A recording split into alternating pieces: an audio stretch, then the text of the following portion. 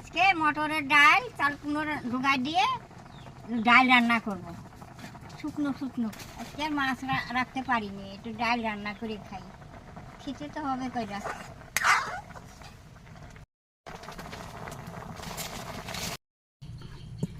দেবো তো, তেল দিয়ে দিই, পাঁচফোড়ন দিয়ে দিই,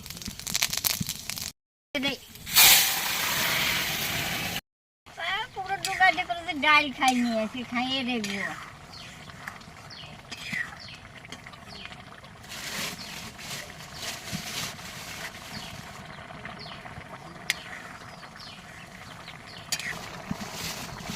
ডাল রান্না হয়ে গেছে, নামিয়ে নেই।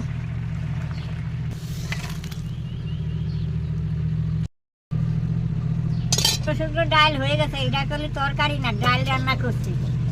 তোমরা দেখো, ভালো লাগলে লাইক কমেন্ট করে দেবা।